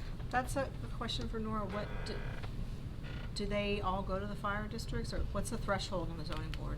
I know a lot of the applications here go to the fire district, and they're They asked all for their do, comment, but right? they, Commercial. we Not the don't often smaller get responses. applications, not Yeah. the Well, then residential. it's a bad mark for you. The large applications, Yeah, that's what I thought. commercial. It's all volunteer. Right. So I not, know. not the single family home. Well, I Right, used, yeah. again, I hate to hark back to ancient history, but we often had fire marshals come to our board meetings when there was an application, when the side yard setback was 5 feet or less. Okay. And they would basically say, please don't do this, somebody's gonna die. And that's a good reason to vote You against know? it. It's real simple. Yeah. Okay. And they would let it, That would and they get my would, attention. Yeah. Yeah. and they would say, here's the angle that we can put the ladder at. Here's the angle we have to have. If you make it this close, Doesn't we work. can't get it to a safe level where we can actually get somebody on the roof safely. And that's something that a You know, layperson it- would never know unless It they're has to told. be an official response, though. Yeah. Several years ago, across the street from me, corner of Allentown and Bridgeton. There was one house there and it was woods on either side. Stream from Flemington washed down across there. They built 2 of those raised ranch things, one on either side. So you got this little house in the middle and these 2 things sticking up on either side of it. I complained because of the side yard setback. And I was asked at the zoning board meeting, are you speaking as an official of the fire department? No, I was noticed because I live across the street, but I am a fireman. Yep. They wouldn't hear that. Wouldn't hear it. Wouldn't hear it. And there was no fire representative officially there. So, Well, my so is it- memory oh, is go ahead. every single time that a fire official did show up and They had a listened to it. specific complaint, we made sure that that specific complaint was addressed. So we could look at We a should- threshold Fire official on that for board. getting Yeah. fire I don't department. think there is any. I would Yeah. really, And when they apply for these kinds of variances, are they required to pay for certain inspections, such as a fire department inspection of the property? Yeah, I believe the housing department would have to inspect it. Well, that's an inspection after the, Right. the variances. I don't- Yeah, the but the owners plans, are- by then, yeah. Yeah, beyond that, I don't think House is the fire already built. department typically sees a single family The application. fire, I don't believe the fire officials inspect for setbacks and things like that. They're Just more looking for a way you concerned, can get some fees. they're more concerned about the smoke alarms and Materials. CO alarms Susan and fire suggested extinguisher. that perhaps we should have a threshold by which the fire department approval would be required. At Or, some or point. at least they have the opportunity to comment, and Yeah. then the zoning board has the benefit of their comments. And they have to digest it. I mean, Right. they can't say, we don't wanna hear you. So, okay, we can look at that as well. Is there a fire department official who would like to be appointed to the zoning board? That would go a long way. We have the benefit of Mr. Keller. I mean, That's it true. goes along. That's There's, true. I don't think there's anybody with that kind of expertise that sits on the board that would Right. make a good Right. comment that way, just as a regular board comment. Yeah. Right. There's no one like that comments on that. That's my, observation. there's a standard angle, right, to which you need the ladder? Yeah, depending on height. Yeah, but it's an angle, Is so there- is they, it a formula, Bob? yeah, there's a straight formula, I would There's assume. formulas, but I mean, it's seat of the pants kind of thing when you're on a fire scene. Right. Yeah, I'm but- sure you don't get out there with the tape measure. I mean, you're not gonna. Generally, it's somewhere in the area of 60 Different for bigger degrees. men. Well, yes, there's that. I think ladder heights or ladder angles are supposed to be around 60 degrees, somewhere in that area. That's Been a how the while ladders are since built. Well, we don't have to get in the weeds in the master plan, but we can certainly make the point that it needs to be able to accommodate the height of the ladder. Fair enough. Well, like I said, all of the fire departments in town now have aerials. So there's not as much use of ground ladders as there once was, but if there's an occasion where there's someone in that side window, if you gotta Can't get get out. out, you can't pull a ladder truck in between the 2 houses. Right. Get the hell out. So you have to use a ground ladder. It's, that's always been a concern of mine, going back to when they built those 2 houses across the street from me. Whose children are these? Those would be mine. Very well behaved. Yeah, I was gonna say that, I was gonna compliment them. Very well behaved all night. Speaking Where of, did This has to Robbie be as go? boring as heck for them. He's asleep. Is he on that. sleeping? Is Dad taking you out for ice cream afterwards? Not tonight. No, he owes you at least 1 ice cream cone tonight. That'll have to be another night. It's too close. It's way past bedtime already. you better hurry before all 2 the ice hours cream later, stands I are closed. guess. Anything else to come before the board? We'll see you in 2 weeks. Any questions from the public? Now you see what your dad goes through. All right, motion to adjourn? So moved. Second. Okay, we stand adjourned. See you in 2 weeks. Minneapolis. We'll talk about that.